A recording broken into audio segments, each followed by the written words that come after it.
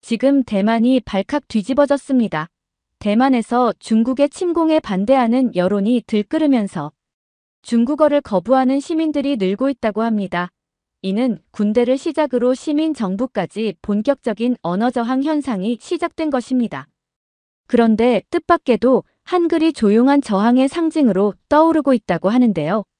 중국어와 자국의 대만어를 쓰는 인구가 딱 절반이던 대만이 한순간에 한글의 매력에 빠져버렸다고 하는데요. 대만의 한글 혁명은 과거 일본 식민지였던 한국의 한글이 민주주의의 상징으로 다시 조명받는 계기가 되어 지금 대만에서 새로운 의미로 태어나고 있습니다. 바로 그 놀라운 이야기를 시작합니다. 안녕하세요. 저는 로제나오, 70살의 전직 국방 전략가입니다. 은퇴했다고는 하지만 여전히 매일 새벽을 같은 자세로 맞이하고 있어요. 창가 책상에 앉아 신문을 스크랩하고 군사지도 위에 빨간 펜으로 표시를 합니다. 습관이란 참 무서운 것이죠. 전략가의 눈은 은퇴해도 쉴 수가 없습니다. 창 밖으로 보이는 타이베이의 새벽은 고요하지만 제 머릿속은 늘 전쟁의 시나리오로 가득해요. 중국의 무력 시위는 날로 거세지고 있습니다. 군사훈련이라는 명목 하에 대만 주변 해역에서 벌어지는 그들의 움직임은 단순한 과시가 아니죠. 하지만 저는 그것보다 더 오래 준비해온 전쟁이 있다고 믿어요. 영토가 아닌 정신을 지키는 전쟁입니다. 그날도 평소와 다름없이 아침 홍차를 마시며 신문을 읽고 있었어요. 노트북을 열자 새 이메일이 도착해 있더군요. 발신자는 강하윤, 한국계 독립사 연구자라고 자신을 소개했습니다. 처음 들어보는 이름이었죠. 메일에는 2개의 첨부 파일이 있었어요. 훈민정음 해례본과 조선어학회 사건 관련 자료였습니다.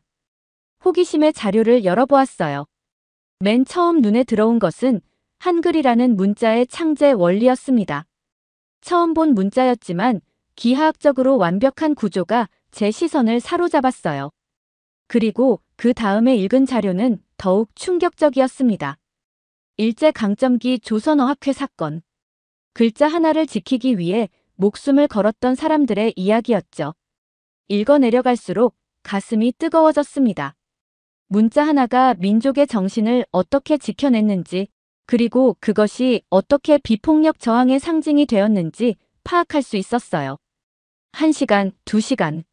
저는 자료에 완전히 빠져들었죠. 한글은 단순한 문자가 아니었습니다. 그것은 비폭력 전략의 집약체였어요. 폭력 없이도, 무기 없이도 정체성을 지켜낼 수 있는 방법이었죠. 그 순간 저는 직감했습니다. 대만이 필요로 하는 것은 이런 종류의 저항이라는 걸요.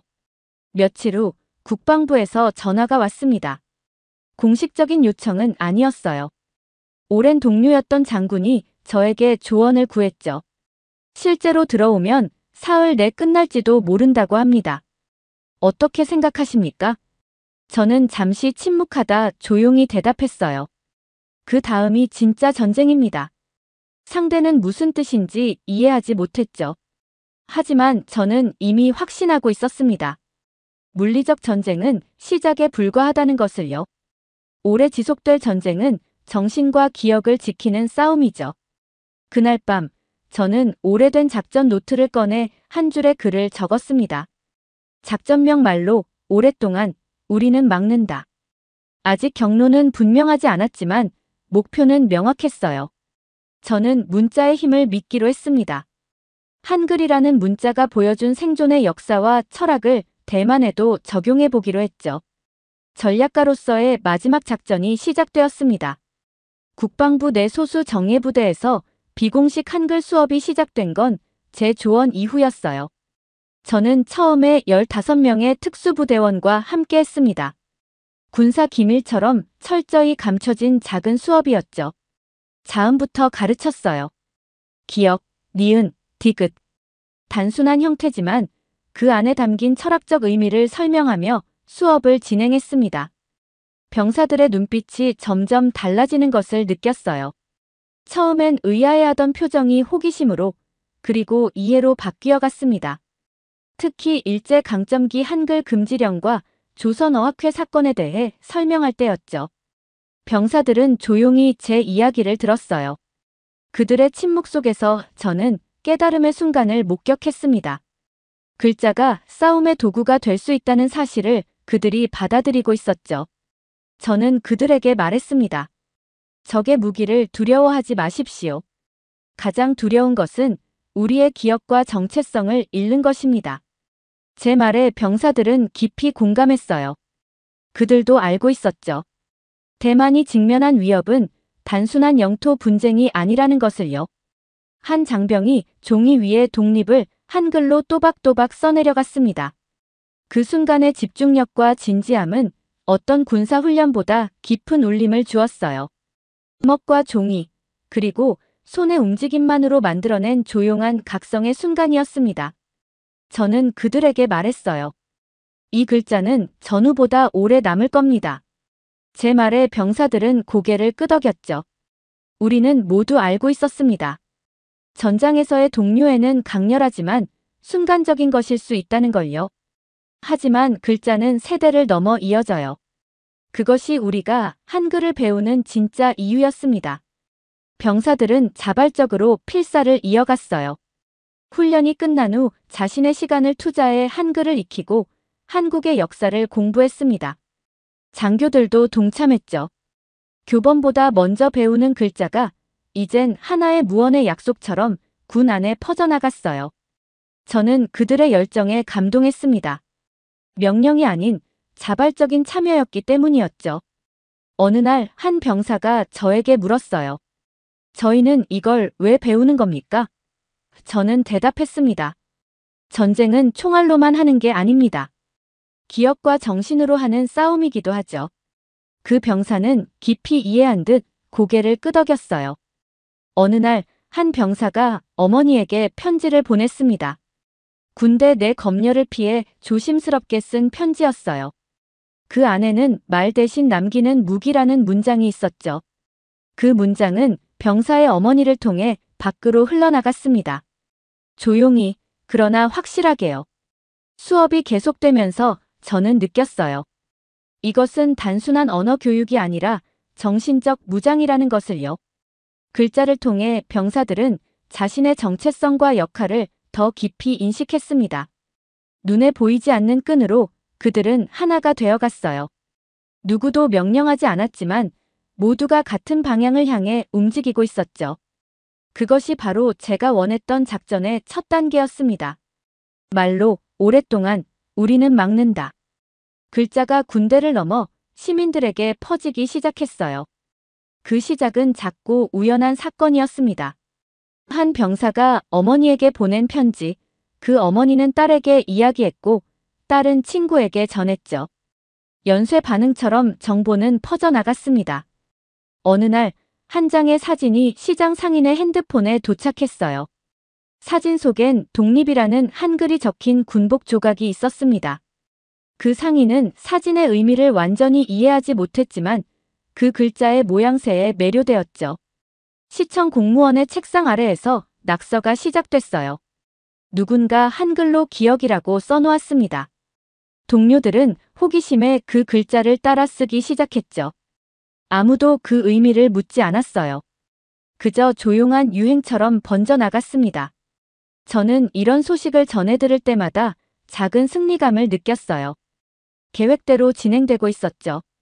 도시 외곽의 한 노인센터에서는 젊은 자원봉사자가 한글 수업을 열었습니다. 처음엔 단순한 교양 프로그램이었어요.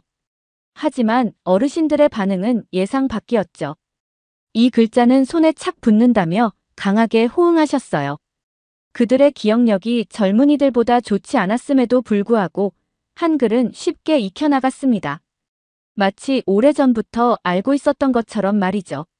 저는 이런 현상들을 지켜보며 깨달았어요. 한글의 과학적 설계가 대만 사람들에게도 통하고 있다는 걸요. 세종대왕이 창제한 이 문자는 배우기 쉽고 논리적이었습니다. 그래서 노인이든 젊은이든 누구나 쉽게 접근할 수 있었어요. 재래시장에서는 한 청년이 자신의 국수집 간판을 한글로 바꿨습니다. 왜 한글인가요? 라는 질문에 그는 웃으며 대답했어요. 멋있잖아요. 단순한 이유였지만 그 효과는 강력했습니다. SNS를 통해 그 간판의 사진이 퍼졌고 다른 카페와 이발소도 따라하기 시작했어요. 한글은 이제 하나의 트렌드가 되어가고 있었죠. 이런 움직임의 정점은 SNS에서 시작된 오늘의 한글 챌린지였습니다. 사람들은 매일 한 단어씩 한글로 쓰고 그 의미를 공유했어요. 말, 기억, 지킨다. 우리 등의 단어들이 해시태그와 함께 올라왔죠. 저는 이 챌린지를 통해 우리의 메시지가 얼마나 많은 사람들에게 퍼져나갔는지 확인할 수 있었습니다. 이 모든 변화는 제가 계획했던 것보다 더 빠르게, 더 자연스럽게 일어났어요. 저는 생각했습니다. 어쩌면 이것은 위로부터의 지시가 아닌 아래로부터의 움직임이기에 더욱 강력한 것인지도 모른다고요. 사람들은 스스로 선택했고 그것이 바로 진정한 저항의 힘이었죠. 밤이 깊어갈 때 제 노트에 작전 진행 상황을 기록했어요. 시민의 언어가 되어가고 있다. 예상보다 빠르게. 그리고 덧붙였습니다. 이제 압박이 시작될 것이다. 저는 알고 있었죠. 이런 움직임은 결국 주목받게 될 것이고 그에 따른 반발도 있을 거라는 것을요. 하지만 그것도 계획의 일부였어요. 압박은 오히려 저항의 의지를 더 강하게 만들 테니까요. 작전명 오랫동안 우리는 막는다. 이제 두 번째 단계로 접어들고 있었습니다. 예상대로 언론의 의문과 국방부의 감시가 시작됐어요. 보수 언론은 사설을 통해 물었습니다. 왜 갑자기 한국의 문자를 배우는가? 이것은 문화 침투가 아닌가? 일부 논객들은 위험한 외부 영향이라며 목소리를 높였죠. 그들의 우려는 일면 이해할 수 있었습니다. 급격한 변화는 언제나 경계심을 불러일으키니까요. 국방부 내에서도 움직임이 있었어요. 일부 장교들이 문제를 제기하기 시작했습니다. 우리 군인들이 왜 외국 문자를 배워야 하는가? 장병 수업 중단, 교육자료 회수 등의 지시가 내려왔죠. 저는 더 이상 전면에 나설 수 없다는 사실을 인식했어요. 이제 저의 역할은 그림자 속에서 조언하는 것으로 바뀌었습니다. 하지만 놀라운 일이 일어났어요. 공식적인 수업은 중단되었지만 필사는 멈추지 않았습니다. 장병들은 책상 서랍 속, 군화 밑창, 군장 안쪽에 종이를 숨겼어요. 감시는 생각을 막지 못했죠. 오히려 금지된 지식에 대한 갈망이 더 커졌습니다. 저는 이것이 바로 제가 기대했던 반응이라는 것을 알았어요. 시장에서도 변화가 있었습니다. 한 상인은 자수로 한글 단어를 붙인 자신의 간판을 떼어냈어요. 이런 거 붙였다가 단속이라도 들어오면 어쩌라고요. 그의 목소리에는 두려움이 묻어 있었죠. 저는 그를 이해했습니다. 생계가 걸린 문제였으니까요. 하지만 같은 시장 안의 노인은 조용히 다른 말을 했어요. 당신이 파는 말도 누군가 지킨 글자에서 온 겁니다. 그 말에 상인은 깊이 생각에 잠겼습니다. 갈등은 조용했지만 깊게 스며들었어요. 저는 이 시기를 숙성의 시간이라고 불렀습니다. 겉으로는 잠잠해 보였지만 내면에서는 더 깊은 이해와 결심이 자라나고 있었죠. 이것이 바로 제가 원했던 것이었어요. 단순한 유행이 아닌 깊은 신념으로의 전환. 이후 몇 날 밤 시장 벽에 누군가 몰래 한글 포스터를 붙였습니다. 기억, 지킨다. 우리는 말로 싸운다. 간결한 문장이었지만 그 메시지는 강력했어요. 다음 날 간판을 떼었던 상인은 조용히 자신의 간판에 한글 두 글자를 다시 붙였습니다. 기억. 그것은 사과였고 다짐이었죠. 저는 그 모습을 보며 미소 지었어요. 작전은 계획대로 진행되고 있었습니다. 저녁 도서관에서는 조용한 모임이 이어졌어요. 공식적으로는 문학 토론회였지만 실제로는 한글 학습 모임이었습니다. 사람들은 책상에 둘러앉아 한글로 된 짧은 시를 필사했죠. 그 중에서도 윤동주의 서시가 가장 인기 있었어요.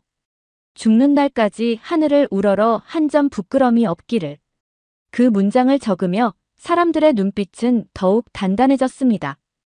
압박의 시기는 오히려 우리에게 기회가 되었어요. 표면적인 현상은 사그라들었지만 내면의 불씨는 더욱 강해졌습니다. 저는 이것이 바로 진정한 저항의 방식이라고 생각했어요. 눈에 보이지 않지만 내면에서부터 변화하는 힘. 그것이 한글이 가르쳐준 교훈이었죠. 밤이 깊어갈 때 저는 창가에 서서 도시의 불빛을 바라보았습니다. 표면적으로는 평온해 보였지만 그 아래에서는 변화의 물결이 일고 있었어요. 저는 속삭였습니다. 우리는 말로 싸운다.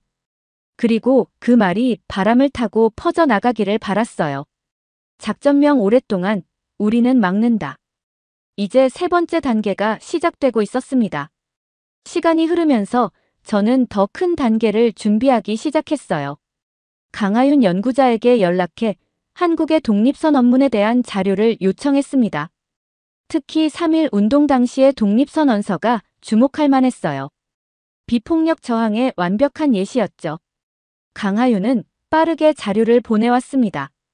이것이 우리가 당신을 도울 수 있는 방법입니다. 저는 이 자료를 바탕으로 전국적인 필사 프로젝트를 시작하기로 결심했어요. 독립선 언문의 핵심 문장들을 한글로 옮기고 이를 여러 사람들이 함께 필사하는 프로젝트였습니다. 시작은 조용했어요.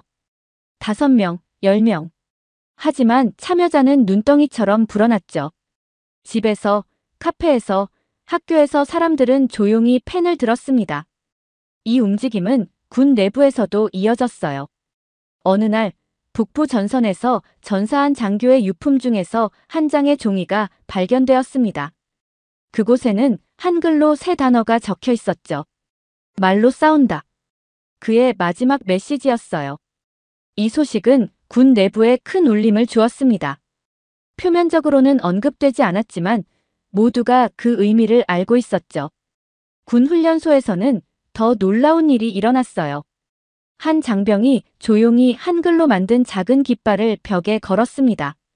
그 위에는 기억하라라는 문장이 적혀 있었죠. 상관들은 그것을 보고도 지시하지 않았어요. 그들도 이제는 이 움직임의 일부가 되어 있었기 때문이었습니다. 저는 이 모든 순간들을 지켜보며 결심했어요. 이제 공개적인 선언을 할 때라고요. 70대 은퇴한 국방전략가가 할 수 있는 마지막 행동이었습니다. 저는 타이베이 중심가의 작은 공원에서 기자회견을 열었어요. 많은 사람들이 모였죠. 저는 떨리는 손으로 준비한 글을 읽기 시작했습니다. 우리는 말로 싸웁니다. 총알이나 미사일이 아닌 글자와 기억으로 싸우는 것이죠. 역사는 우리에게 가르쳐 줍니다. 언어와 문자가 사라지면 민족도 사라진다는 것을요. 우리는 한글에서 영감을 얻었습니다. 그들이 일제강점기에 자신들의 문자를 지켜낸 것처럼 우리도 우리의 기억과 정체성을 지켜낼 것입니다. 저의 선언은 폭발적인 반응을 불러일으켰어요. 국내 언론은 물론 해외 언론도 이 소식을 크게 다뤘습니다. 대만의 은퇴한 국방전략가, 한글을 통한 저항선언. 헤드라인은 그렇게 나갔죠. 저는 이제 돌이킬 수 없는 강을 건넜다는 것을 알았어요. 그날 밤 도시 곳곳에서 조용한 움직임이 시작되었습니다. 사람들은 자발적으로 모여 한글로 된 문장들을 필사했어요. 우리는 말로 싸운다. 기억은 사라지지 않는다. 정체성을 지키는 것이 진정한 독립이다. 이 문장들은 엽서가 되어 친구들에게, 가족들에게 전달되었죠. 저는 이 모든 것을 지켜보며 깊은 감동을 느꼈습니다. 제가 시작한 작은 불씨가 이제는 많은 사람들의 가슴 속에서 타오르고 있었어요. 그것은 조용했지만 강력한 불이었죠. 누구도 끌 수 없는 내면의 불꽃이었습니다. 작전명 오랫동안 우리는 막는다. 이제 네 번째 단계로 접어들고 있었어요. 저항은 이제 공개적이고 집단적인 움직임이 되었습니다. 그리고 그것은 저의 예상대로 더 큰 압박을 불러올 것이었어요. 하지만 저는 두렵지 않았습니다. 우리는 이미 가장 중요한 전투, 마음과 기억의 전투에서 승리하고 있었으니까요. 선언 이후 감시와 통제는 더욱 심해졌어요. 국방부와 교육부의 합동조사팀이 한글을 가르치던 부대와 시민 교육 장소를 찾아왔습니다. 비인가 문자 교육이라는 명목으로 강제 중단 지시가 내려졌어요. 연루자들에 대한 징계 예고도 있었죠. 온라인 수업 계정들은 강제로 삭제되었습니다. 도시 전체가 잠시 조용해졌어요.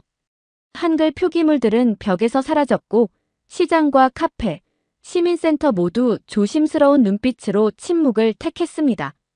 하지만 놀라운 사실은 종이와 펜은 여전히 남아있다는 것이었죠. 사람들은 노트 속에, 손수건에, 쌀 포대 위에 글자를 적었어요. 말 대신 남기는 것이 글자가 되었습니다.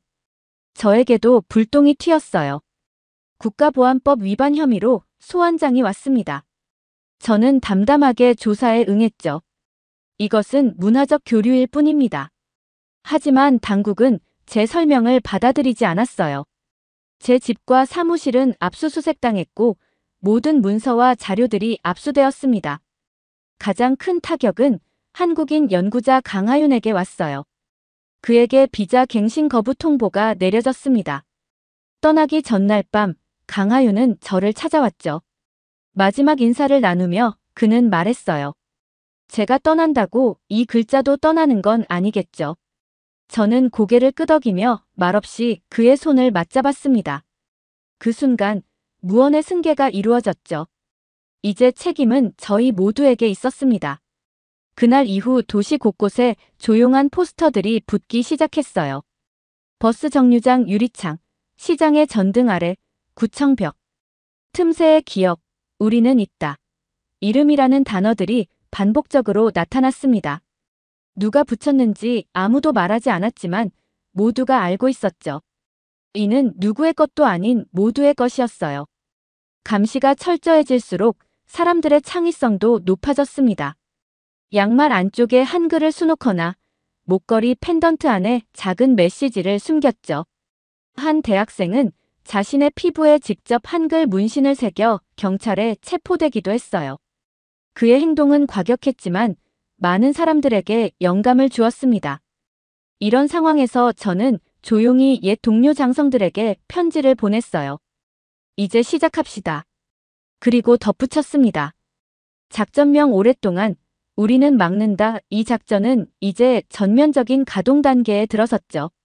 전쟁이 오기도 전에 국민들은 이미 싸우고 있었습니다. 저는 밤마다 창가에 앉아 도시의 불빛을 바라보았어요.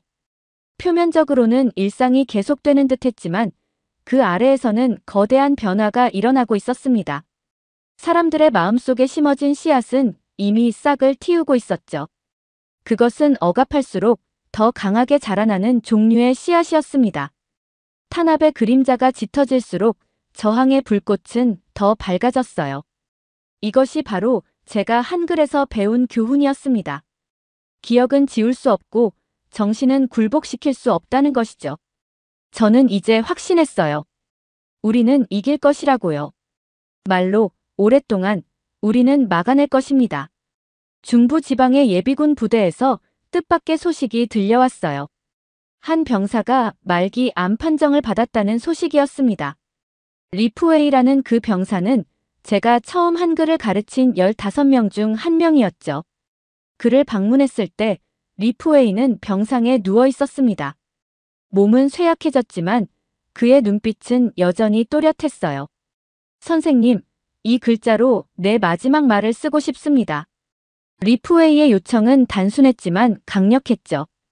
그의 손은 떨렸지만 의지는 흔들리지 않았어요. 죽기 전에 딸에게 남기고 싶습니다. 그 아이는 이제 8살이에요. 저는 깊이 감동했습니다. 리프웨이에게 한글은 단순한 외국어가 아니었어요. 그것은 자신의 영혼을 담을 그릇이 되었죠. 의무관과 동료들이 함께 그를 도왔습니다. 수십 번을 지우고 다시 쓰며 리프웨이는 자신의 유언을 완성했어요. 짧지만 강렬한 문장이었습니다. 딸아, 나라가 사라질 수도 있다. 하지만 너는 기억을 지워선 안 된다. 그 문장은 병원 내에서 조용히 복사되어 수기로 옮겨졌고 사람들의 손을 거쳐 퍼져나갔어요. 처음에는 병사들 사이에서 그리고 간호사들을 통해 병원 밖으로 마침내 SNS를 통해 전국적으로 확산되었습니다. 유원장 필사 챌린지라는 이름으로 젊은 세대부터 노년층까지 한 글자씩 그 문장을 따라 쓰기 시작했죠.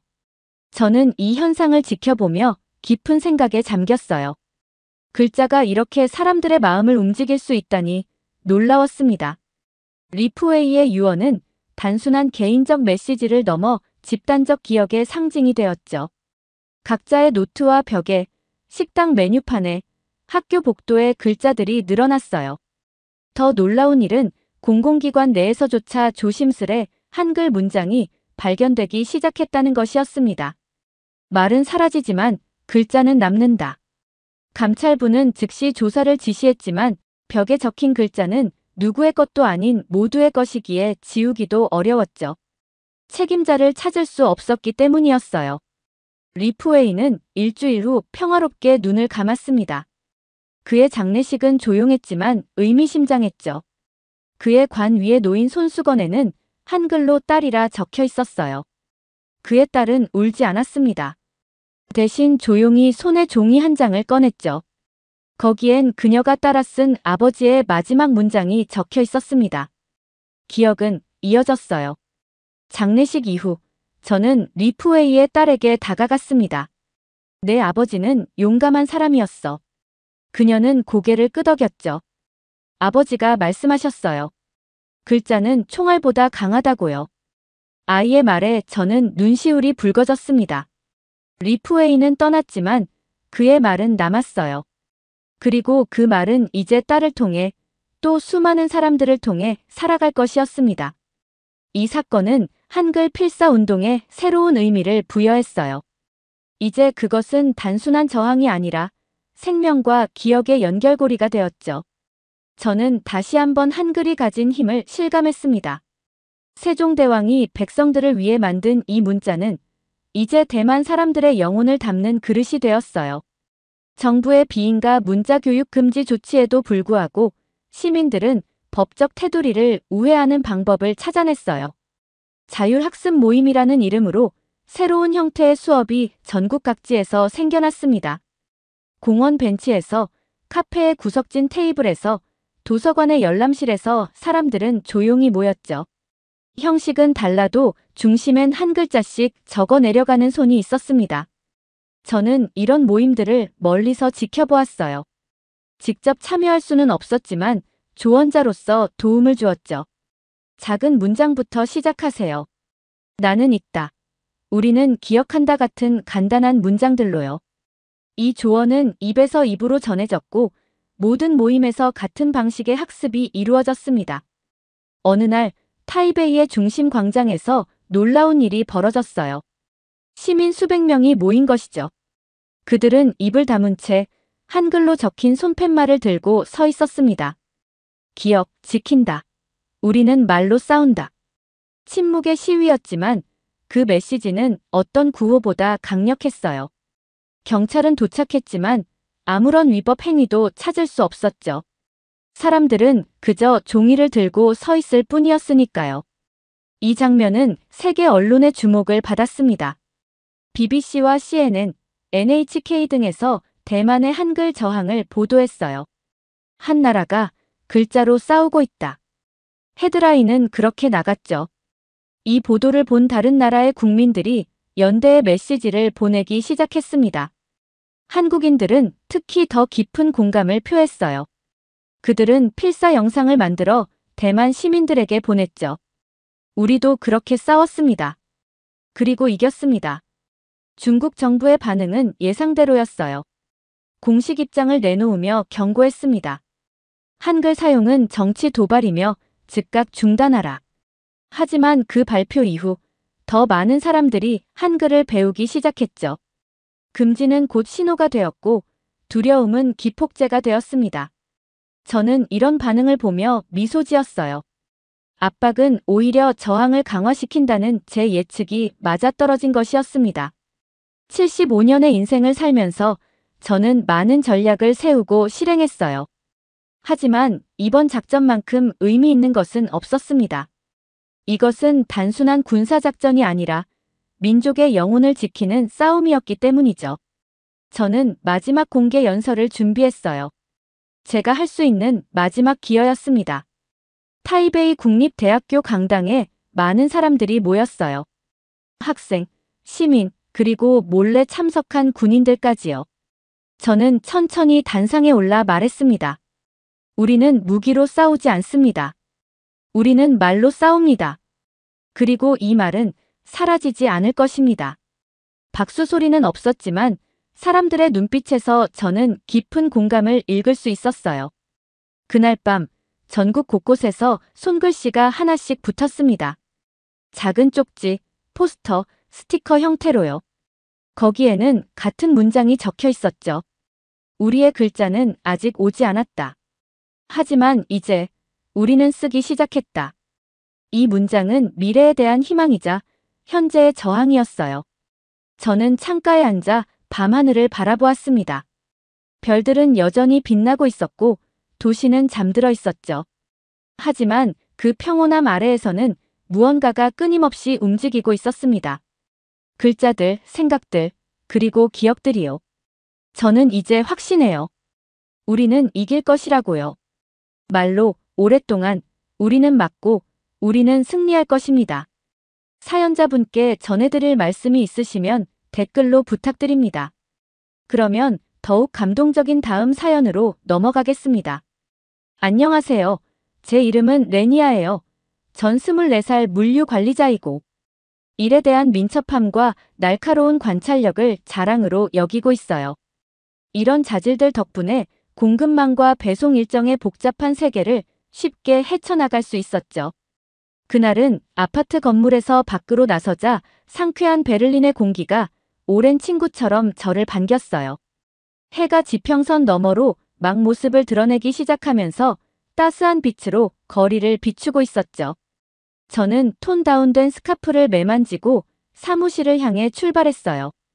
실용적인 구두가 걸음마다 보도를 딱딱 올렸죠. 걸으면서 제 생각은 제 친구 피오나에게로 흘러갔어요. 우리는 작은 네덜란드 마을에서 함께 자랐는데 모험에 대한 공통된 사랑과 우리의 국경, 넘어 세상을 탐험하려는 꿈으로 끈끈한 유대감을 형성했죠. 하지만 제가 베를린에서의 삶을 선택한 반면 피오나는 다른 길을 택했어요. 난 한국으로 이사 갈 거야. 몇 달 전 커피를 마시며 피오나가 신나게 말했죠. 한국어도 배우고 그 문화에 푹 빠져보고 싶어. 저는 그녀의 결정에 놀라움과 회의감이 섞인 기분이 들었던 게 기억나요? 한국이라고요. 전 한국을 경제적 불안정과 사회 불안에 시달리는 낙후되고 전쟁으로 황폐해진 나라로 여겼거든요. 베를린 같은 곳에서 안정된 삶을 누릴 수 있는데 누가 거기서 살기로 선택하겠어요. 하지만 피오나는 제 의심에 아랑곳하지 않았어요. 그 나라의 풍부한 역사, 아름다운 자연경관, 최첨단 기술에 대해 열정적으로 말했죠. 서울의 반짝이는 스카이라인 붐비는 거리 색색의 전통시장 사진들을 보여주었어요. 직접 봐야 해. 레니아 그녀가 저를 설득했죠. 내가 생각하는 것과는 전혀 달라. 저는 정중히 고개를 끄덕였지만 속으로는 여전히 확신이 서지 않았어요. 한국에 대한 제 견해는 수년간의 보수적인 교육과 서구 세계의 우월성에 대한 믿음에 깊이 뿌리박혀 있었거든요. 피오나가 그런 곳에서 무엇을 보았는지 상상할 수 없었어요. 사무실에 도착하자 저는 피오나와 한국에 대한 생각을 떨쳐버렸어요. 할 일이 있었고 제 친구의 순진한 모험에 빠질 여유가 없었죠. 평소처럼 일에 몰입하기 위해 집중하며 그날의 도전 과제들을 해결할 준비를 하며 책상에 앉았어요. 제 자신의 안정과 안정에 대한 환상이 곧 산산조각 날 것이며 피오나의 여정이 상상도 못한 방식으로 제 삶과 얽히게 될 줄은 꿈에도 몰랐죠. 일에 몰두하다 보니 하루가 빠르게 지나갔어요. 저는 선적을 조율하고 재고를 관리하는 도전을 즐겼죠. 마치 복잡한 퍼즐 조각처럼 모든 것이 제자리를 찾아가는 걸 보는 게 큰 만족감을 주었어요. 해가 지기 시작할 무렵 저는 짐을 싸서 다시 거리로 나섰어요. 기차를 타고 집에 가려고 했는데 역에 가까이 갈수록 승강장이 유난히 붐비는 걸 발견했죠. 출발 안내판을 훑어보니 제 예상이 맞았어요.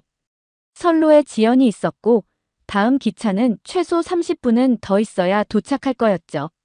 보통 이런 건 문제가 되지 않아요.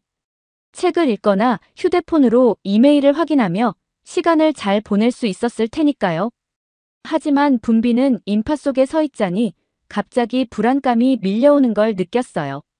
전 항상 자신 있게 도시를 돌아다닐 수 있다는 걸 자랑스러워했는데 그 순간만큼은 아주 취약하고 위험에 노출된 기분이었죠. 공기 중에는 긴장감이 맴도는 것 같았고 저도 모르게 어깨 너머를 힐끔거리며 그림자 속에서 누군가 숨어있지는 않을까 걱정했어요. 머리를 흔들며 그 느낌을 비이성적인 피해망상으로 치부하려 했죠. 베를린은 안전한 도시라고 스스로에게 되뇌었어요. 여기서 두려움을 느낄 이유가 전혀 없었다고요. 그런데 기차를 기다리면서도 뭔가 잘못되었다는 느낌을 떨쳐버릴 수가 없었어요. 승강장이 점점 더 붐비면서 시간은 고통스러울 정도로 느리게 흘러갔고 심장 박동수가 빨라지기 시작했죠. 마침내 영화 같던 시간이 지나고 기차가 도착했어요. 저는 기차를 탑승하며 안도의 한숨을 내쉬었죠. 역의 불편한 분위기와 거리를 두고 싶었거든요. 하지만 기차가 승강장을 떠나면서도 사라지지 않는 불안감이 있었어요. 제 안에 무언가 변화가 일어난 거죠. 베를린에서의 삶의 안정과 안정에 대한 근본적인 믿음 말이에요. 집으로 가는 길에 제 생각은 피오나와 그녀의 한국에서의 새로운 삶으로 다시 흘러갔어요. 그녀가 어떻게 적응하고 있을지 지금 제가 느끼는 것처럼 위험에 취약하고 불확실한 기분을 느끼고 있을지 궁금했죠. 해가 지고 거리에 긴 그림자가 드리워질 무렵 아파트 건물에 도착했어요. 제 집으로 계단을 오르면서도 뭔가 변했다는 느낌. 한때 알고 있다고 생각했던 세상이 더 이상 그렇게 안정적이거나 예측 가능하지 않다는 느낌을 떨쳐낼 수 없었죠. 문을 열고 안으로 들어서며 익숙한 집의 냄새를 들이마셨어요. 하지만 저녁 일과를 하면서도 저녁을 준비하고 이메일을 확인하고 잠들기 전 책 몇 쪽을 읽으면서도 뭔가 어긋났다는 짜증나는 느낌에서 벗어날 수 없었죠. 그날 밤 침대에 누워 천장을 올려다보며 머릿속은 의문과 의심으로 가득 찼어요. 피오나의 한국행 결정을 너무 성급하게 일축한 걸까요? 제가 이해하거나 인식하지 못한 그 나라에 무언가가 있는 걸까요? 눈을 감고 그런 생각들을 떨쳐내려 했죠. 하지만 잠에 빠져들면서도 제 세계가 곧 뒤집어질 거라는 느낌. 그리고 피오나의 여정이 어떻게든 제가 예상하지 못한 변화의 촉매제가 될 거라는 느낌을 떨칠 수 없었어요. 제 직감이 얼마나 맞을지 그땐 몰랐죠. 다음 날 아침 몽롱하고 혼란스러운 기분으로 일어났어요. 밤새 뒤척이며 피오나와 한국 생각에 머리가 복잡했거든요. 비틀거리며 침실에서 나와 부엌에서 커피를 만들면서도 세상이 작동하는 방식에 대한 어떤 근본적인 믿음이 제 안에서 흔들린 것 같은 기분을 떨쳐낼 수 없었어요. 아침 일과를 보내면서 그런 생각을 제쳐두려 했지만 한 구석에 집요한 가려움처럼 남아있었죠. 거리로 나서면서 전에는 한 번도 경험해보지 못한 주변 상황에 대한 경계심과 예민한 인식을 느꼈어요. 하루가 회의와 전화통화의 소용돌이 속에 지나갔지만 제 일을 기계적으로 해내면서도 마음속에 자리 잡은 불안감에서 벗어날 수 없었어요. 뭔가 잘못되었어요. 정확히 짚어낼 수는 없었지만요. 그날 저녁 사무실에서 집으로 가던 중에야 모든 것이 바뀌었죠. 저는 번화가 한복판을 가로질러 집으로 가는 다른 경로를 택했어요. 다양한 이민자들이 많이 살고 범죄 사건도 종종 일어나는 걸로 알려진 지역이라 평소엔 피하던 곳이었죠. 하지만 늦었고 그 지름길로 가면 최소 15분은 단축할 수 있었거든요. 걸으면서 그 지역과 도시의 더 부유한 지역 사이의 확연한 대조를 눈치챌 수밖에 없었어요. 건물들은 더 오래되고 거리는 더 좁고 관리가 잘 안 되어 있었죠. 하지만 그 지역에는 활기와 에너지라는 생동감도 있었어요. 내가 익숙한 삭막한 업무지구에서는 결여된 느낌이었죠. 피오나와 한국에 대한 의문으로 여전히 머리가 복잡한 가운데 갑자기 가방이 잡아당겨지는 걸 느꼈어요. 심장이 쿵쿵거리며 뒤를 돌아보니 한 젊은 남자가 제 가방을 낚아채 그림자 속으로 달아나고 있었죠. 잠시 충격으로 얼어붙었어요. 이런 범죄의 피해자가 된 건 처음이라 방금 일어난 일을 가라앉는데 시간이 걸렸죠. 하지만 거기 서서 도둑이 밤속으로 사라지는 걸 지켜보며 분노와 좌절감이 격하게 밀려오는 걸 느꼈어요. 어떻게 이런 일이 일어날 수 있죠? 전 항상 제 길거리지에 자신감과 여유를 갖고 도시를 돌아다닐 수 있는 능력을 자랑스러워했는데 말이에요. 그런데 그 순간 제가 얼마나 순진하고 준비되지 않았는지 깨달았죠. 혼란스러운 상태로 집에 갔어요. 멍하니 벽을 바라보며 앉아있는데 제 휴대폰이 알림 소리로 울렸죠. 피오나에게서 온 메시지였어요. 서울에서 웃고 있는 그녀의 멋진 사원 앞 사진이었죠. 사진 아래에는 이렇게 쓰여 있었어요. 여기 와봤으면 좋겠다. 카시야. 한국은 내가 상상했던 것보다 더 놀라워 사진을 바라보며 눈물이 고였어요. 내가 여기 베를린에 앉아 안정과 자신감이 산산조각 난 상태인데 피오나는 어떻게 저렇게 행복하고 평온할 수 있을까요? 하지만 사진을 자세히 들여다보니 전에는 보지 못했던 게 보였어요. 피오나. 뒤로 보이는 거리는 깨끗하고 조명이 밝았고 그녀 주변의 사람들은 두려움이나 불안 없이 웃으며 자기 일을 보고 있었죠. 설마 한국에 대한 제 선입견이 애초에 잘못된 걸까요? 피오나가 제가 늘 집이라 부르던 도시보다 더 안전하고 친절한 곳을 찾은 걸까요? 그 생각은 불편했지만 묘하게 흥미로웠어요. 처음으로 한국에서의 삶이 실제로 어떨지 그걸 너무 쉽게 일축함으로써 제가 놓치고 있는 게 뭔지 궁금해졌죠. 떨리는 손으로 피오나에게 답장을 썼어요. 한국에 가서 널 보고 싶어 보내기 버튼을 누르며 썼죠. 이제 직접 그곳을 봐야 할 때인 것 같아. 그녀의 답장을 기다리면서 가슴속에서 묘한 흥분과 기대감이 피어오르는 걸 느꼈어요.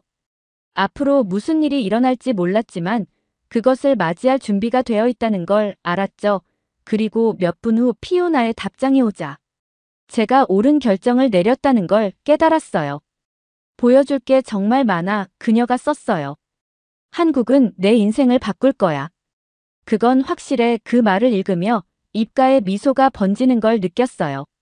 오랜만에 희망과 가능성이 제 마음속에서 피어나는 걸 느꼈죠. 앞으로 무슨 일이 벌어질지 몰랐지만 한 가지는 확실히 알았어요.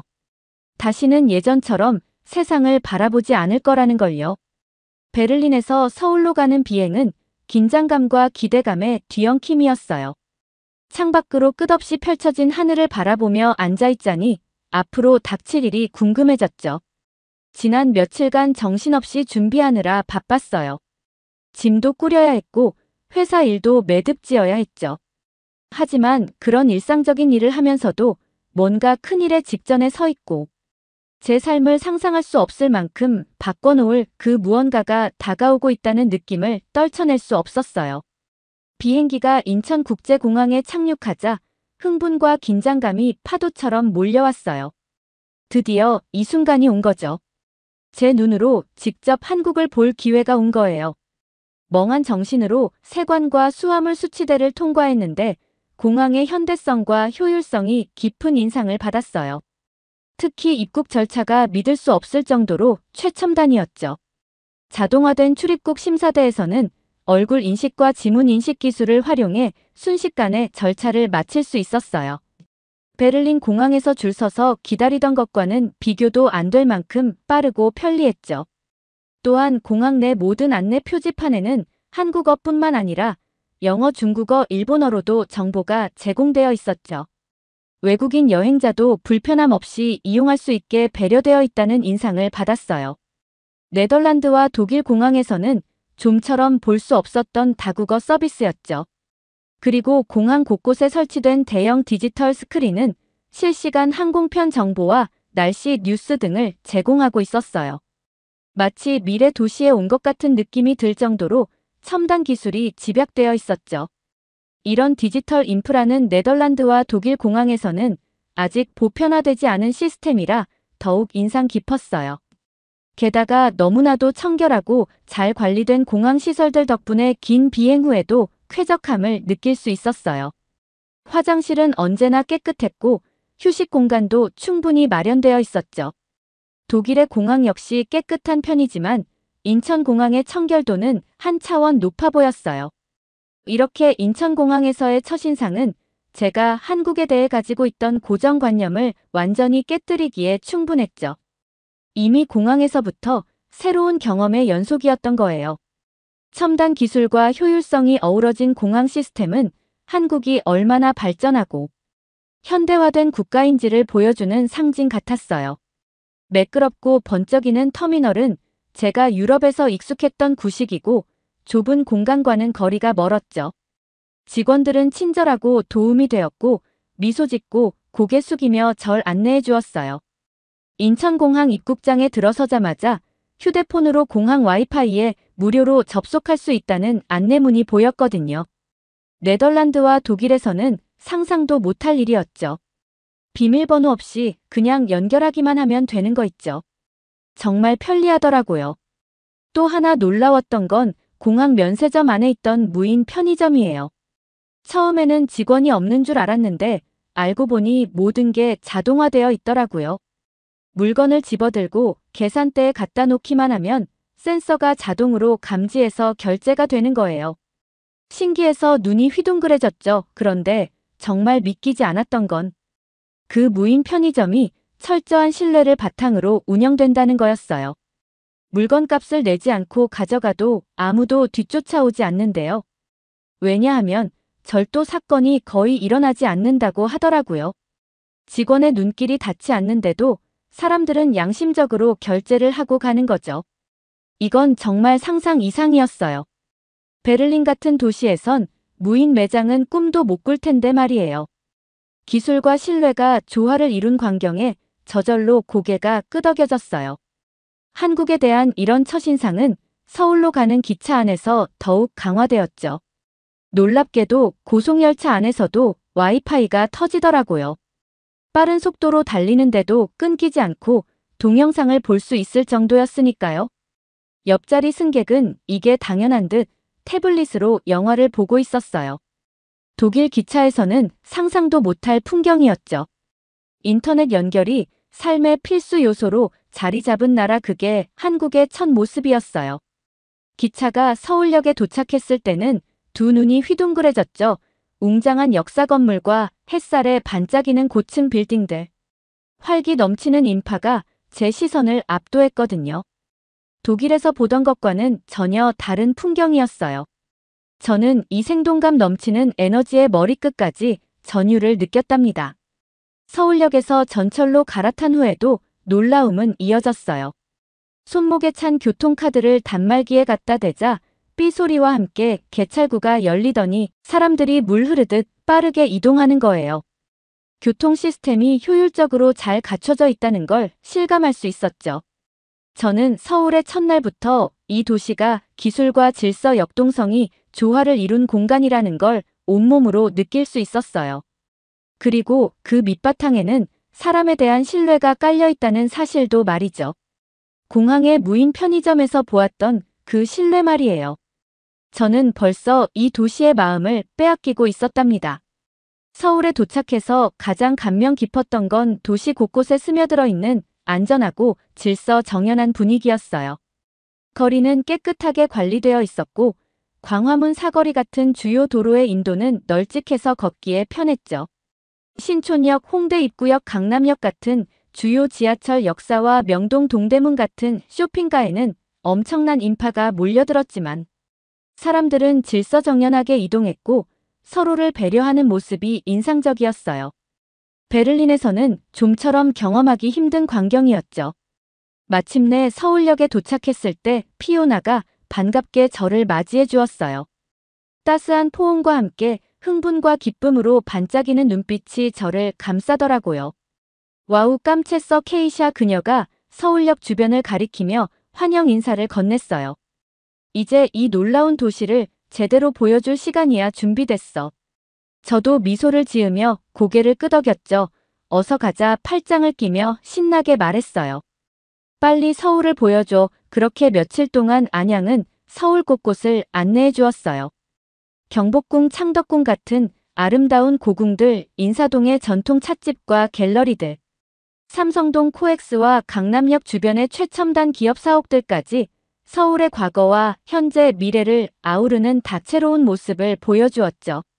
명동 거리에서는 길거리 음식을 맛보았는데 신당동 떡볶이 타운에서 파는 매콤한 떡볶이부터 남대문 시장 인근 골목에서 파는 달콤 바삭한 호떡, 그리고 광장시장에서 먹은 쫄깃한 순대까지 다양한 음식을 즐겼어요.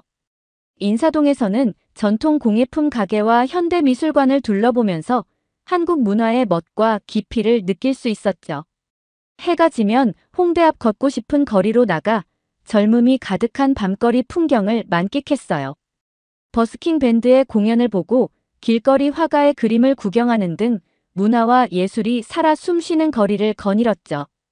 활기찬 인파 속에서도 불편함이나 위협을 전혀 느끼지 못했어요. 그러던 어느 날 밤 합동 가로수길에 있는 한 식당에서 소고기 바베큐와 소주로 배를 든든히 채우고 강남역 인근 호텔로 걸어가면서 문득 깨달음이 스쳐 지나갔어요. 제 안에 엄청난 변화가 일어나고 있다는 걸 말이죠. 불과 며칠 전만 해도 저는 회의주의자였죠. 한국이 후진적이고 불안정한 곳이라 확신하고 있었잖아요. 하지만 지금 서울의 거리를 걸으면서 경이로움과 감탄이 밀려오는 걸 느꼈어요. 이 나라는 전쟁과 가난의 폐허에서 일어난 기술 혁신을 주도하는 세계적인 리더가 된 곳이에요. 교육과 근면, 공동체를 무엇보다 소중히 여기는 나라죠. 이 나라는 저를 두 팔 벌려 환영했고 제가 한 번도 존재한다고 생각해보지 못했던 모습을 보여주었어요. 호텔에 도착하자 피오나가 웃으며 저를 돌아봤어요. 어때, 어떻게 생각해? 그녀가 물었죠. 장난기가 가득한 눈빛이었어요. 한국이 내가 생각했던 그런 곳이야. 고개를 저었어요. 아니, 조용히 말했어요. 훨씬 더 많은 것들이 있어. 그날 밤 호텔방 천장을 올려다보며 누워있자니 한국에서 특별한 걸 찾았다는 걸 깨달았어요. 가정을 흔들어 놓고 눈을 뜨게 해주고 상상 그 이상의 세상을 보여준 곳 말이에요. 다음 날 아침 저는 새로운 에너지와 들뜬 마음으로 잠에서 깼어요. 어제 덕수궁에서 느꼈던 감동이 아직도 생생했죠. 해설사의 설명을 들으며 고종 황제가 이곳에서 서구 문물을 받아들이며 개혁을 꿈꿨다는 이야기에 깊은 감명을 받았거든요. 또 인근의 정동길에서 맛본 전통 한과의 달콤한 맛과 풍미도 잊을 수 없었어요. 오늘은 북촌한 옥마을로 가기로 했어요. 아기자기한 한옥들이 모여있는 동네를 산책하고 개동치킨에서 너무나 유명한 파닭을 맛보기로 계획했죠. 골목길을 걸으며 과거와 현재가 공존하는 독특한 풍경을 감상했고 길 모퉁이에 포토스팟에서 인생샷도 건졌어요. 눈코 뜰 새 없이 바쁜 이태원과 달리 북촌은 복잡한 도심 속 느긋함이 매력적이었죠. 오후에는 성수동 카페 거리에 갔어요. 폐공장을 개조한 개성 넘치는 카페들이 즐비한 핫플레이스였죠. 커다란 통유리창 너머로 보이는 서울숲의 녹음과 한강의 전경이 감탄을 자아냈어요.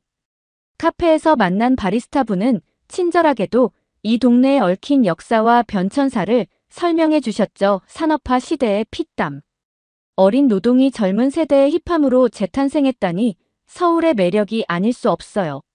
한국에서의 시간이 흐르며 저는 이 나라에 깊이 빠져들고 있다는 걸 깨달았어요. 과거와 현재, 전통과 현대 자연과 도시가 절묘하게 어우러진 매력에 홀릭된 느낌이랄까요? 베를린에서의 제 삶이 되돌아보기 시작했고 한국에서의 미래를 진지하게 고민하게 되었죠. 피오나도 제 고민을 알아챘나 봐요. 우리가 광화문 인근 한 찻집에 앉아 대화를 나누던 중 그녀가 물었죠. 카시야, 한국에 남는 게 어때 여기서? 내가 찾은 행복을 포기하고 싶지 않은 거 알아. 물론 쉽지 않은 선택이 될 거야. 하지만 인생은 한 번뿐이잖아. 너무 겁먹을 필요는 없어. 피오나의 말에 용기를 얻었어요. 저는 지난 2주 동안 받은 수많은 영감을 떠올렸죠. 광장시장 할머니의 따뜻한 미소, 신사동 갤러리에서 본 작가의 열정, 경주 불국사에서 만난 스님의 해안. 이 모든 깨우침이 제 삶의 전환을 재촉하고 있었어요. 물론 두려움도 있었지만 저를 내던져 볼 용기가 생겼죠. 피오나와 진한 포옹을 나누고 짐을 꾸렸어요. 떠나기 전 남산타워에 올라 서울의 전경을 눈에 담았죠. 찬란한 야경 앞에서 저는 제 자신과의 약속을 했어요. 반드시 이곳으로 돌아와 새로운 꿈을 펼치리라고요. 비행기에 올라 윈도우 시트에 앉자 복잡한 생각이 주마등처럼 스쳐 지나갔어요. 전에 없이 두렵기도 했지만 새로운 시작에 대한 설렘이 그보다 컸죠. 기내 스크린에 인천의 불빛이 점점 작아지는 걸 보며 저는 미소 지었어요. 이제 한국은 제 제2의 고향이 될 테니까요. 3주 후 저는 푸른 여권을 손에 들고 인천공항에 도착했어요. 입국 심사대를 빠져나와 한숨을 내쉬었죠. 드디어 꿈을 향한 첫걸음을 내디뎠다는 벅찬 감정에 눈시울이 붉어졌어요. 한국에서의 여정이 어떨지, 어려움은 없을지 약간의 두려움이 엄습했지만 곧 희망으로 대체되었어요. 익숙한 공기를 마시며 저는 확신했죠. 이곳에서라면 못할 게 없다는 거요. 세상에 저 자신을 당당히 드러낼 준비가 되어 있었어요. 그리고 언젠가 제가 이 새로운 모험을 얼마나 잘 해냈는지 피오나에게 자랑스레 말해주고 싶었죠. 우리가 꿈꾸던 삶, 우리가 그토록 갈망하던 자유, 이제 그 꿈을 향해 달려가려 해요. 두려워하지 않고 주저하지 않으면서 말이죠. 안녕하세요. 저는 25살 언어학과 대학생 써니예요. 우크라이나에서 태어났죠. 저는 국립대학교에서 언어학 수업을 듣고 있었어요. 오래된 교과서와 열정 없는 수업 방식에 좌절감을 느꼈죠. 교수님은 언어 구조의 복잡성에 대해 지루하게 설명하셨지만 제 마음은 일본 문화의 매력에 빠져 있었어요. 다도 의식의 우아함, 사무라이의 규율, 그리고 일본어 자체의 아름다움에 늘 매료되었거든요. 한자의 우아한 획과 일본어 말하기의 멜로디 같은 어조는 제 상상력을 사로잡았고 언젠가는 일본의 풍부한 전통에 몰두하게 될 거라고 꿈꿨죠. 반면에 저는 한국 문화에 대해서는 별로 생각해 본 적이 없었어요. 저한테는 그저 일본 문화를 모방한 것처럼 보였고 이웃 나라만큼의 깊이와 세련됨이 부족해 보였거든요. 한국 대중음악과 드라마에 대해 조금 들어본 적은 있었지만 피상적이고 독창성이 없다고 생각했어요. 일본이 그토록 많은 것을 제공하는데 누가 한국 문화를 공부하려고 할까 싶었죠. 수업이 끝나자 저는 소지품을 챙겨서 대학교의 사교 행사장으로 향했어요. 거기서는 유학생들이 자신들의 문화를 소개하고 있었죠. 행사장은 색색깔의 의상 소리 그리고 향기가 어우러진 활기찬 분위기였어요. 전 세계에서 온 학생들이 자부심을 갖고 자신들의 유산을 전시하고 있었죠. 저는 이국적인 음식을 맛보고 전통 공예품을 감상하며 군중 사이를 거닐었지만 섬세한 종이학과 복잡한 서예가 있는 일본 붓으로 이끌렸어요. 막 떠나려던 찰나 한 젊은 한국 여성이 제 눈에 띄었어요. 그녀는 아름다운 한복을 입고 있었는데 선명한 색상과 복잡한 자수가 있는 디자인이었죠. 한복은 그녀가 움직일 때마다 우아하게 흘러내렸고 저는 감탄하며 바라볼 수밖에 없었어요. 그 여성은 제 시선을 알아채고는 따뜻하게 미소 지으며 자신의 붓으로 저를 불렀어요. 안녕하세요. 전 선혜예요. 그녀가 열정으로 가득 찬 목소리로 말했어요. 제가 입은 한복을 감상하시는 걸 봤어요. 이건 전통 한국 드레스인데 저는 우리 문화를 기념하기 위해 입는 걸 좋아해요. 저는 자기소개를 하고 선혜의 아름다운 드레스를 칭찬했어요. 우리가 이야기를 나누는 동안 저는 그녀의 친근한 태도와 문화에 대한 열정에 이끌리는 걸 느꼈죠. 선혜는 한국의 역사에 대한 이야기를 들려주기 시작했고 저는 그녀가 들려주는 이야기의 깊이와 복잡성에 놀라며 귀 기울여 들었어요. 한국이 분단과 갈등의 역사를 가지고 있다는 걸 아시나요? 선혜가 심각한 눈빛으로 물었어요. 제2차 세계대전 이후 한반도는 남한과 북한으로 분단되었고 1950년에는 한국 전쟁이 일어났죠. 10만 명의 목숨을 앗아간 끔찍한 전쟁이었고 우리나라에 깊은 상처를 남겼어요. 저는 고개를 저으며 한국 사람들의 고통에 공감했어요. 저 역시 우크라이나에서 자라며 영토 분쟁과 이웃나라 러시아과의 긴장, 관계 등 갈등과 분열의 아픔을 너무나 잘 알고 있었거든요. 선혜는 계속해서 더욱 열정적인 목소리로 말했어요. 하지만 우리가 겪은 어려움에도 불구하고 남한은 번영하는 현대 국가로 발전했어요. 1960년대에 우리의 1인당 GDP는 약 100달러였지만 지금은 3만 달러 이상이에요. 불과 몇십 년 만에 300배나 증가한 거죠. 그리고 경제 성장뿐만 아니라 교육기술 문화면에서도 엄청난 발전을 이뤘어요. 저는 이 사실들에 감명받았고 저 자신의 우크라이나 유산과 비교하지 않을 수 없었어요. 우크라이나도 역시 갈등과 도전에 직면했지만 경제 성장에선 뒤처져 있는 게 사실이었으니까요. 저는 선혜와의 대화를 통해서 한국이라는 나라가 궁금해졌어요. 지금까지 제게 한국은 일본보다 좀 뒤처지는 후진국의 이미지였거든요. 우리의 대화가 계속되면서 선혜는 저를 다음 주말에 캠퍼스에서 열리는 한국 문화축제에 초대했어요. 처음에는 여전히 한국 문화에 대해 다소 회의적이었기에 망설였지만 선혜의 열정은 전염성이 있었고 저는 참석하기로 동의하게 되었어요. 한국 문화축제가 열리기까지의 한 주는 기대감과 호기심 속에 빠르게 지나갔어요. 처음엔 반신반의했지만 점점 축제가 기다려졌죠. 선혜의 마음과 상상력을 사로잡은 그 문화를 좀 더 깊이 파고들고 싶었거든요. 토요일 아침 축제장에 들어서자마자 생동감 넘치는 에너지가 저를 휘감았어요. 바람엔 고기와 향신료가 지글지글 익는 유혹적인 향기가 가득했고 웃음소리와 수다 소리가 전통 국악 리듬에 섞여 울려 퍼졌죠. 인파를 헤치고 지나가며 한국 공예품과 예술작품들을 구경했어요. 정교한 한지 등 섬세한 청자 과감한 두루마리까지 작품이 한국의 풍부한 예술적 유산을 말해주고 있었죠. 모퉁이를 돌자 갑자기 선혜와 마주쳤어요. 선혜는 깊은 푸른색과 금색의 아름다운 한복을 입고 있었죠. 반가운 미소와 포옹으로 잘 맞이하며 눈빛은 흥분으로 반짝였어요. 이제 와줘서 너무 기뻐요. 선혜가 환호성을 질렀어요. 특별한 걸 보여드릴게요. 선혜는 제 손을 잡고 축제장 한가운데 있는 작은 무대로 저를 이끌었어요. 다가가 보니 군중들이 모여 있었고 모두 집중해서 바라보고 있었죠. 그때 들렸어요. 지구 깊은 곳에서 올라오는 듯한 아름답고도 아련한 목소리가요. 전에 들어본 적 없는 독특한 소리였어요. 애잔하면서도 강렬하고 슬프면서도 승리감 넘치는 소리였죠. 선혜가 가까이 다가와 속삭였어요. 이건 판소리라는 전통 국악 공연 예술이에요. 가수가 한국인들의 이야기를 하고 있어요. 그들의 투쟁과 승리에 대해서요. 가수의 목소리를 들으며 전율이 등줄기를 타고 내려왔어요.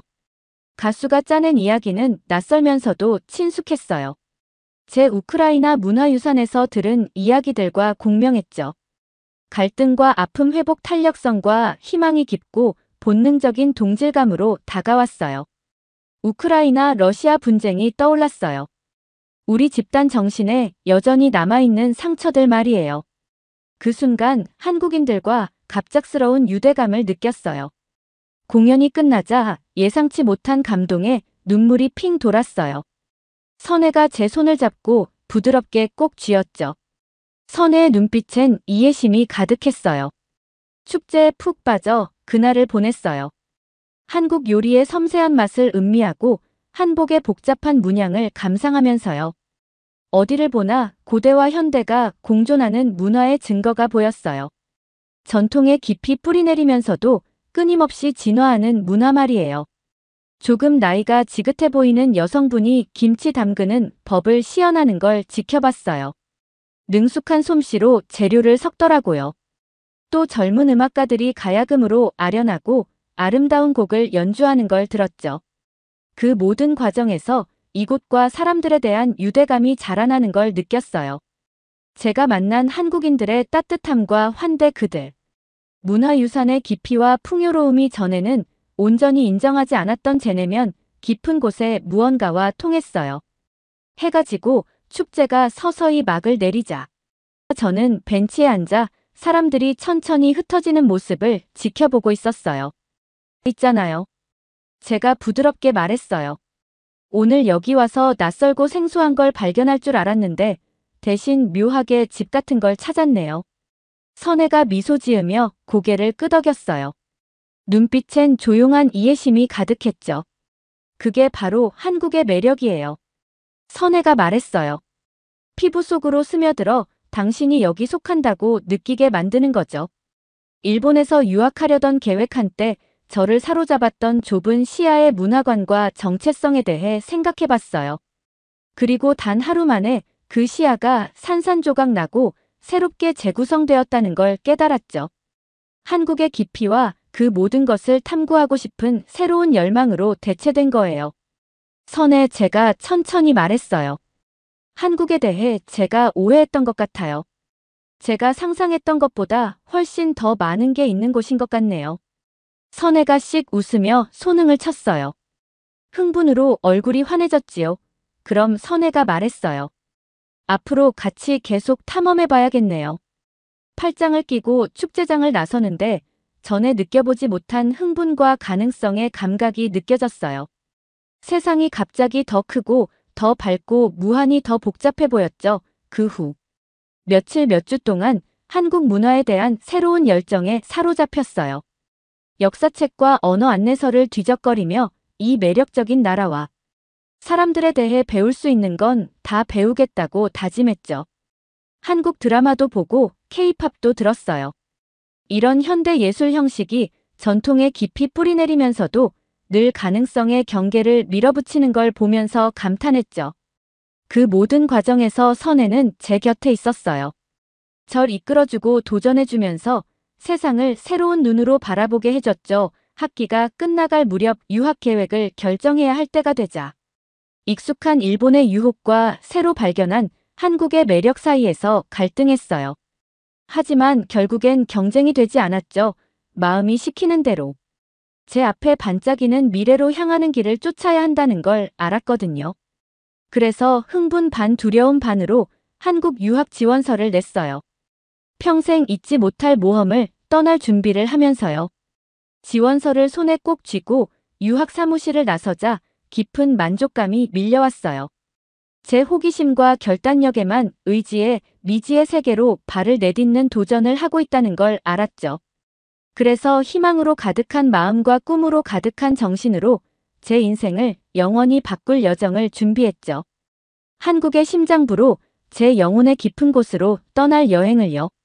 인천공항에 내렸을 때 전 주위에 있는 현대적이고 세련된 건축물들을 보고 감탄을 금치 못했어요.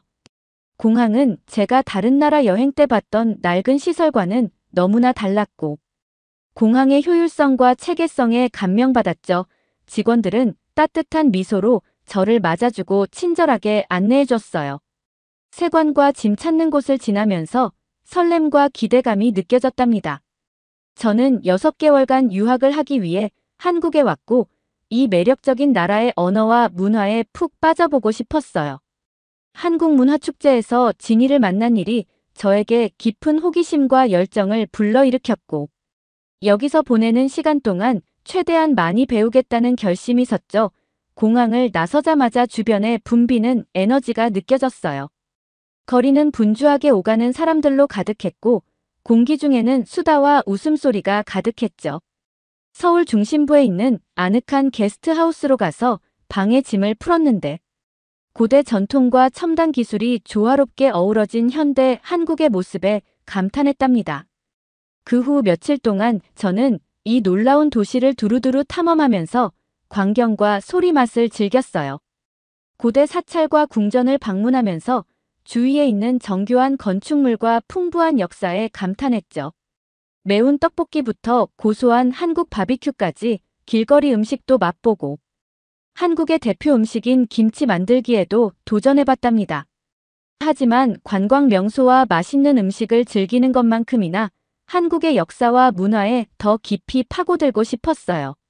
서울에 있는 전쟁 기념관을 방문했는데 이곳은 이 나라의 힘든 과거를 엄숙하고 뼈아프게 상기시켜주는 곳이었죠. 전시물을 둘러보면서 한국 전쟁의 잔혹함과 황폐함에 충격을 받았어요. 수백만 명의 목숨을 앗아가고 국가 정신에 깊은 상처를 남긴 전쟁이었죠. 기념관에서 저는 한국 참전 용사와 그 가족들과 함께 추모식에 참여할 기회가 있었어요. 조국을 위해 싸우다 목숨을 잃은 분들의 희생을 기리며 함께 묵념하는 동안 한국 국민들과 깊은 유대감을 느꼈답니다. 상상할 수 없는 고난 속에서도 끈기와 인내를 보여준 그들의 이야기는 제 마음에 크게 와닿았고 제 자신의 우크라이나 혈통의 투쟁과 승리를 떠올리게 했어요. 문화에 완전히 몰입하기로 결심한 저는 근처 대학교에서 한국어 강좌를 듣기 시작했어요. 처음에는 낯선 알파벳과 복잡한 문법 구조 때문에 한국어가 겁났지만 기초를 배우면서 한국어의 아름다움과 표현력에 새롭게 감탄하게 됐답니다. 수업을 통해서 일상 한국어 표현의 뉘앙스와 언어가 사람들의 가치관과 감정을 어떻게 반영하는지 이해하기 시작했어요. 한국인들이 화자 간의 관계에 따라 다양한 격식 수준을 사용하면서 존경과 위계 질서를 중요하게 여긴다는 걸 배웠죠. 또한 눈치, 즉 사회적 신호를 읽고 상황에 맞게 행동을 조절하는 미묘한 기술에 대해서도 알게 됐어요. 제 언어 실력이 늘면서 한국 문화와 사회에 대한 이해도 깊어졌어요. 저는 많은 시간을 서울 구석구석을 탐험하고 현지인들과 수다 떨면서 활기찬 서울의 에너지를 만끽했죠. 번화한 시장과 트렌디한 카페를 방문하면서 한국 생활의 엄청난 다양성과 역동성에 감탄했답니다. 어느 주말에는 한국 홈스테이 가족과 함께 지내면서 일상생활의 리듬을 직접 체험할 기회가 있었어요. 따뜻하고 환영하는 분위기의 윤지 엄마는 저를 부르셔서 함께 김치를 담그자고 하셨죠. 부엌에서 함께 일하면서 윤지 엄마는 정이라는 전통적인 한국 정서, 즉 가족과 공동체를 하나로 묶어주는 깊은 정서적 유대감에 대해 들려주셨어요. 정은 단순한 감정이 아니라 서로를 돌보고 지지하는 삶의 방식이라고 설명해 주셨죠. 이런 친밀한 경험을 통해 저는 한국 문화의 근간을 이루는 사회적 구조에 대해 더 깊이 이해하게 되었어요. 거리에서 사람들이 서로 인사하는 방식부터 어르신을 공경하는 태도에 이르기까지 공동체 의식과 존중, 인내의 가치가 일상생활의 모든 면면에 스며들어 있다는 걸 알게 됐죠. 시간이 흘러 몇 달이 지나자 저는 점점 더 한국과 한국 사람들을 사랑하게 되었어요. 한국인과 외국인 할 것 없이 새로운 친구도 사귀고 전에는 느껴보지 못했던 소속감과 목적 의식도 발견하게 됐답니다. 저소득층 아이들에게 영어를 가르쳐주는 자원봉사도 하고 심지어 전통 국악그룹에 가입해서 장구와 북의 복잡한 리듬과 연주법도 배웠어요. 하지만 아마도 한국에서의 시간 중 가장 감동적인 경험은 남북한 접경 지역인 DMZ를 방문했을 때였던 것 같아요. 철조망과 감시 초소를 내려다보며 비무장지대 가장자리에 서 있자니 깊은 슬픔과 상실감이 밀려왔죠. 한반도의 분단으로 인해 흩어진 가족들과 분쟁으로 목숨을 잃은 수많은 사람들에 대해 생각했어요. 지역에 여전히 만연한 긴장과 전쟁의 위협 그리고 국경 양쪽에 남아있는 깊은 상처에 대해서도 곱씹어 보게 됐죠. 하지만 상상할 수 없는 역경과 시련 속에서도 살아남고 번성한 한국 사람들의 놀라운 회복력과 희망에 대해서도 생각했답니다. 그들이 전쟁의 잿더미에서 국가를 재건하여 전 세계가 부러워하는 활기차고 역동적인 사회를 만들어냈다는 사실도 되새겨봤어요. DMZ에 서서 한국인들과 전에 없던 연대감과 유대감을 느꼈어요. 저는 이들의 이야기가 그저 한국인의 이야기가 아니라 모든 인류의 이야기라는 걸 깨달았죠. 투쟁과 승리, 아픔과 치유, 희망과 가능성의 이야기 말이에요. 그 순간 저는 한국으로의 여정이 단순히 학문적이거나 문화적인 경험 그 이상이었다는 걸 알게 됐어요. 그건 마음과 영혼의 여정이었죠. 호기심 가득한 외부인의 시선으로 배우고 탐구하려 이 나라에 왔지만 훨씬 더 깊고 심오한 무언가를 발견했어요.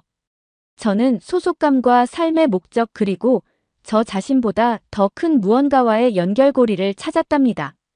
저를 환대와 관용자비로 맞아준 사람들과 문화에 대한 사랑을 발견한 거죠. DMZ를 내려다보며 전에는 느껴보지 못했던 희망과 가능성을 느꼈어요. 앞으로의 길이 멀고 험난할 거라는 걸 한반도와 전 세계가 직면한 도전에 쉬운 해답은 없다는 걸 알고 있었죠. 하지만 한국에서의 시간으로 제가 변화했고 이 놀라운 나라에서 배운 교훈과 경험을 평생 간직할 거라는 것도 알게 됐어요. 그리고 그 점에 대해 저는 정말 감사하게 생각한답니다. 한국에서 지내는 시간이 많아지면서 한국 생활의 일상적인 리듬과 의식에 점점 더 끌리게 되었어요. 가족과 지역사회를 하나로 묶는 복잡한 의무와 기대. 그물 한국인들이 사회적 관계의 복잡성을 헤쳐나가는 방식에 매료되었죠. 어느 주말 저는 이것을 직접 경험할 기회를 얻었어요. 제 호스트 가족이 시골에 있는 그들의 본가에서 며칠을 보내자고 초대한 거예요. 한국 문화에 더 깊이 몰입할 수 있는 전망에 흥분했고 저는 그들의 초대를 열렬히 수락했죠. 우리가 집에 도착했을 때 저는 호스트 가족 친척들의 따뜻함과 환대에 감동했어요. 그들은 마치 제가 오랜만에 만난 가족인 것처럼 환한 미소와 깊은 절로 저를 맞이했죠. 주말 내내 저는 온갖 종류의 가족 활동과 의식에 참여하게 되었어요. 우리는 시골을 거닐며 자연의 아름다움을 감상하고 삶과 경험에 대한 이야기를 나누었죠. 우리는 부엌 식탁에 모여 앉아 한국의 상징적인 발효 야채 요리인 김치를 만들었어요. 함께 재료를 썰고 섞으면서 어머니는 가족과 지역 사회를 하나로 묶는 깊은 정서적 유대감인 전통적인 한국의 정개념에 대한 이야기를 들려주셨죠. 어머니는 정이 단순한 애정이나 충성심 이상의 것이라고 설명하셨어요. 그것은 한국 문화의 근본적인 측면이자 관계의 중요성과 모든 것의 상호 연결성을 강조하는 삶의 방식이라고 하셨죠. 어느덧 우크라이나로 돌아갈 시간이 되었고 아쉬움을 뒤로 한 채로 고국으로 돌아와 공부를 재개하면서 한국과 우크라이나 문화의 유사점에 대해 점점 더 많이 생각하게 되었어요. 두 나라 모두 오랜 갈등과 역경의 역사를 겪었고 이러한 도전에 대응하여 독특한 언어와 전통을 발전시켜왔죠. 이러한 통찰력에서 영감을 받아 저는 언어학 논문의 주제를 역사적 갈등이 한국어와 우크라이나어의 발전에 미친 영향에 초점을 맞추기로 결정했어요. 새로운 열정과 호기심을 가지고 연구에 몰두하면서 학술 저널과 역사 텍스트를 살펴보며 답을 찾아 헤맸죠. 주제를 깊이 파고들수록 두 언어 사이의 놀라운 유사점에 감탄했어요. 한국어와 우크라이나어는 각각의 역사적 정치적 사회적 격변에 대응하여 진화해왔고 화자들의 경험과 감정을 표현하기 위해 독특한 문법 구조와 어휘를 발전시켜왔던 거예요. 두 언어 모두 외국의 점령과 식민지배 경험에 의해 형성되었다는 걸 알게 되었어요. 그리고 두 언어 모두 민족 정체성과 문화적 저항의 형성에 중요한 역할을 했으며 외부의 압력에 맞서 전통을 보존하고 자율성을 주장하는 수단으로 기능했다는 것을 알게 되었죠. 논문을 쓰면서 한국에서의 시간 동안 얻은 모든 지식과 경험을 활용하게 되었어요. 제가 방문했던 전쟁 기념관과 역사 유적지, 한국 친구들과 동료들로부터 들었던 회복력과 인내에 대한 이야기들을 되새겨 보았죠. 그리고 문화와 정체성의 본질, 우리의 언어와 전통의 역사 정치 사회 변화의 복잡한 상호작용에 의해 형성되는 방식에 대해 배운 더 깊은 교훈을 되새겨 보았어요.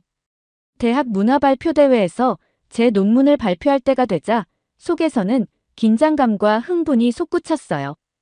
이것은 제가 얻은 통찰력을 더 넓은 청중과 공유할 수 있는 기회였고 학문적 성장뿐만 아니라 발견과 변화의 개인적 여정을 보여줄 수 있는 자리였지요. 연단에 서서 말을 시작했을 때 전에는 결코 경험해보지 못한 명확함과 목적의식을 느꼈어요. 한국어와 우크라이나어를 형성한 역사적 갈등.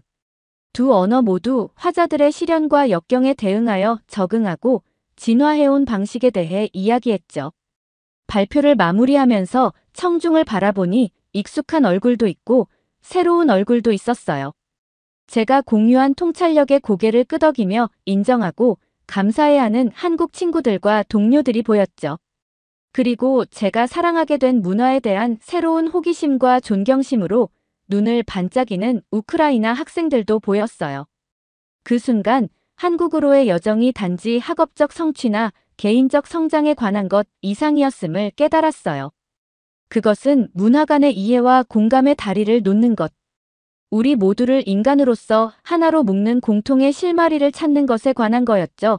박수갈채 속의 연단에서 내려올 때 감사함과 겸손함이 몰려왔어요. 전에는 상상조차 할 수 없었던 방식으로 배우고 성장할 기회 모든 계층의 사람들과 깊고 지속적인 연결고리를 만들 수 있는 놀라운 선물을 받았다는 걸 알았거든요. 한국에서의 교환학생은 제게 큰 의미가 되었습니다. 단순히 언어학 공부뿐만 아니라 우크라이나와 비슷한 아픔을 겪고 있는 나라를 여행하며 함께 살아간다는 것에 대한 경험을 하게 해주었기 때문입니다. 논문을 발표한 날 후에 신기하게도 열정이 없던 친구들이 한국에 대한 관심을 가지고 한국어를 공부함으로써 잊었던 언어를 공부함으로써 느꼈던 즐거움을 찾았다는 이야기를 들었습니다. 개인적인 생각으로는 한국어가 표현을 다채롭게 잘할 수 있는 언어이기에 한국어 공부를 통해 다시 즐거움을 찾은 것 같았습니다. 한국어는 저와 제 친구들에게 그런 존재가 되었습니다. 그리고 친구들과 다짐했습니다. 한국어를 공부해서 우리가 느꼈던 언어 공부와 즐거움을 다른 사람들에게도 나눠주자고 한국어를 가르쳐 주자고요. 저와 친구들은 이 사연을 전달하는 순간에도 한국어를 뻐끔이며 한국어를 하며 즐거워하고 있습니다. 다른 우크라이나 친구들도 우리와 같은 즐거움을 누리면 좋겠다는 이야기를 하면서요.